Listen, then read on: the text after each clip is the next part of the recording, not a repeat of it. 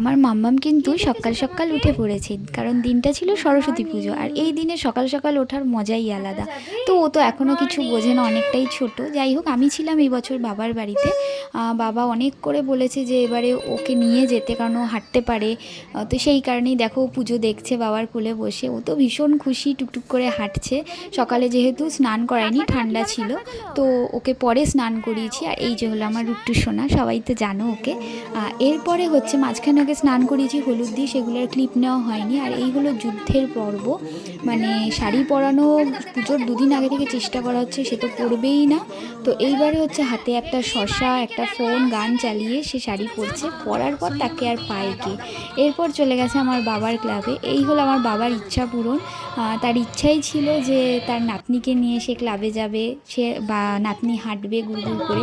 যাই হোক, দেখো সে তো শাড়ি পরে ভীষণ খুশি।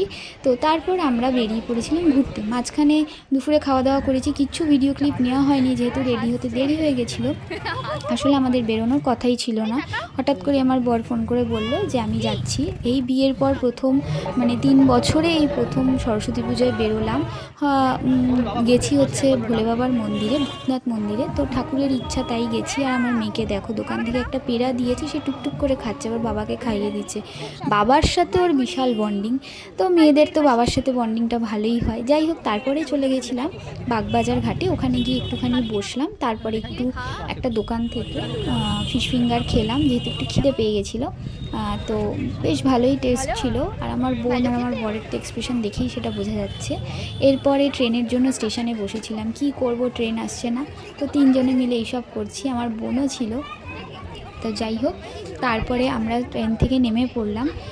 তো যেতে যেতে একটা ঠাকুর দেখলাম, সেখানে তো বাবা আর মেয়ের নাচ দেখো, মানে মানুষে দাঁড়িয়ে পড়েছে ওদের নাচ দেখার জন্য। তো যাই হোক, আমরা চলে গেছিলাম হচ্ছে পাইকপাড়ায়, মানে দমদমের ওখানে একটা রেস্টুরেন্ট আছে সেদিকে। তো সেখানে গিয়ে একটু খাওয়া দাওয়া করলাম।